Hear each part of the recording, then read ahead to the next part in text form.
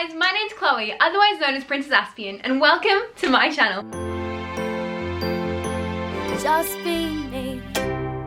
So, functioning labels is something in the autism community that is looked at more than just about anything, and it's something that people look at to determine your level of autism. We see it consistently, and oftentimes the functioning label is more important than the fact that the person is autistic themselves. Oh, but he's high functioning. Yeah, but it's fine. She's on the other end of the spectrum. They're mildly autistic. They're severely autistic. Yes, but you can achieve those things because you're high functioning. It doesn't count. At this point, people are treating functioning labels like a seasoned chicken, or how well done you would like your steak. Both odd terminologies for a vegan, but there we go. Functioning labels, whether you would like to consciously consider this or not, are used to describe a person's inabilities and how normal they appear or don't appear. They were created by non-autistic people who have no experience with autism, who know very little about autism, or better yet, want to make things easier to understand for the neurotypical community by alienating the autistic community. For a long time now, high functioning has been seen as someone that is just a little bit autistic, who is just a little bit quirky, while the term low functioning is often used to describe someone who requires excessive care and is seen as a burden. The terminology used to declare these things has been used to diminish and belittle an entire spectrum for a really long time. And I get it. It's terminology that's been used for a really long time. It gives you as a viewer an understanding of a brain that's different than yours. It makes people feel comfortable and understood in why some autistic people are one way and why others are another way. Albeit a very wrong understanding, but still the only understanding that we had for a very long time. So let's change that language because it's about bloody time. I'm about to drop a bombshell. Although if you have gotten this far and if you've read the title, you probably already know what I'm about to say. Functioning labels don't exist. Oops. Autism is a spectrum, but we need to stop looking at that spectrum like it's a linear line. Like one end is severe and the other end is just a little bit quirky around the edges. That's not how autism works, and to think that it does work like that is extremely outdated and horribly invalidating. By this way of thinking, you're telling one entire group that they are incapable while telling another group that their struggles don't matter, neither of which is accurate in any sense. Instead of looking at it like a linear spectrum, instead of looking at it like a fine line, we need to start looking at it like it's a soundboard, or better yet, like a color palette. Give me a second. A few moments later. Alright, let's imagine that this is the autism spectrum, and each pixel of color represents a different struggle, a different strength, a different identity. But it's all still autism. This color here might be my color, and how autism represents itself for me, my struggles, my strengths, my autism. You might be this color, and that represents your strengths and your struggles and what autism is for you. Neither of these colors are considered more or less color than the other color. The strengths and the struggles and what makes you you aren't defined in this. They're both just colors. And that's the way that we need to start looking at it. That's the way that we need to start seeing autism. Because right now, there are so many issues about the way that we view functioning labels. Invalidation, false beliefs, stigmas that have attached themselves to both sides. For a very long time, and that's inclusive of today, people have looked at an autistic person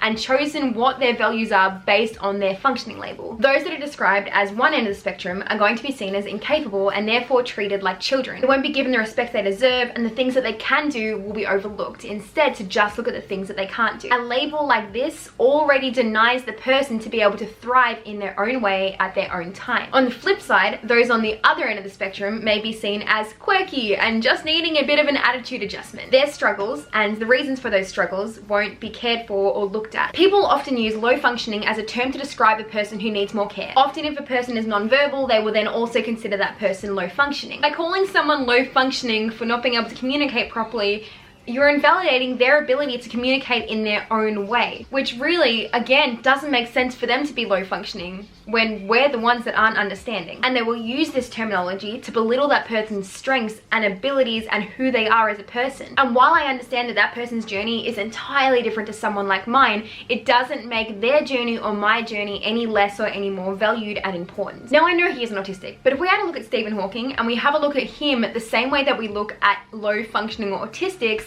I can guarantee you that he would have also been described as low functioning, when very, very clearly that isn't the case. In fact, I have seen multiple stories of described low functioning autistics who are thriving more so than most neurotypical people ever will. Someone's mind isn't any less valued or brilliant or valid because of the struggles that come with it, or better yet, because of the struggles that you can see. It's all the same. And just like you wouldn't look at someone who is neurotypical and describe them as a low functioning or high functioning neurotypical, because that would be utterly bizarre, it also doesn't make sense to do it to someone that is autistic. Their struggles and their strengths are their struggles and their strengths on an individual, personal basis. And continuing to use these functioning labels or telling people that are autistic that they are or are not as autistic as someone else, it's creating an unnecessary divide. Autism isn't a dirty word, and you don't need a label stuck onto someone's head to try and hide or show their struggles. Now here's the thing. I know that a lot of people use functioning labels to describe a person and to describe what their supports are and what their needs are. I know a lot of educators that do it, I know doctors that do it, and I know many, many, many autism parents that do it.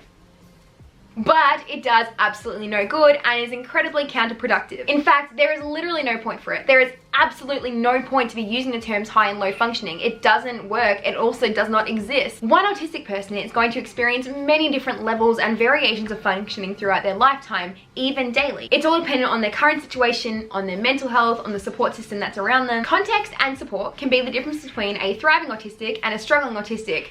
Functioning labels exempt. So instead of looking at an autistic person like a functioning label and like a linear spectrum where one end needs this sort of support and the other end needs this sort of support, why don't we start looking at people on an individual, personal, case-to-case basis? Every single one of us is different, and every single one of us is going to have different support needs. Every single one of us is going to fit onto this color palette differently. I am an autistic woman, and I am proud of that. It's not a low-functioning autistic, it's not a high-functioning autistic, it's just an autistic woman, and that's enough for me. It should also be enough for you guys as well. It's important that we support our autistic friends, our autistic family members, our autistic students, and are proud of them for existing in a world that isn't built for them. As you should with anyone. Give them support and do not base them upon their abilities. We are who we are, and that's all it should be. Every single one of us are different. Not just those of us that are autistic, but those of us that aren't autistic, that are neurotypical, who have other things going on as well. We all fit into this color palette, and that rainbow is what makes the world so beautiful.